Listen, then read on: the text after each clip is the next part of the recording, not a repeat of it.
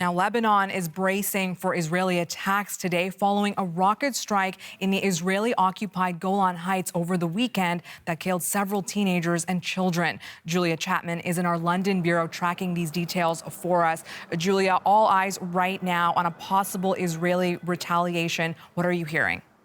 Israeli Prime Minister Benjamin Netanyahu has vowed that Hezbollah will pay a heavy price for this attack on the Israeli-occupied Golan Heights, which resulted in the deaths of 12 children. And he has been authorized by his security cabinet to respond as the government sees fit. So everyone watching to see what the extent of that retaliation will look like. So far, it has been relatively limited. The scale of the attacks from Israel overnight, similar to those that we've seen in the cross-border fire between Israel and Hezbollah over recent months. 2 people killed in southern Lebanon and 3 injured, according to local sources there, in an Israeli attack this morning. But there are frantic diplomatic efforts now underway aimed at trying to de-escalate this situation to avoid an all-out war between Israel and Hezbollah, which for its part has denied responsibility for the Golan Heights attack. We've seen UN officials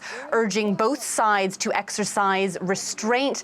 We've seen diplomatic calls to both Israeli and Lebanese officials, and certainly Israel now is weighing up a very difficult balance. If it does nothing more than continue the more limited strikes, it risks looking weak in the face of what it considers to be a major attack on its territory. But if it goes much further, it could risk escalating this conflict with Hezbollah at a time when it is already fighting Hamas in Gaza and retaliating for strikes from the Houthis in Yemen as well. Thanks, Julia. Julia Chapman in London.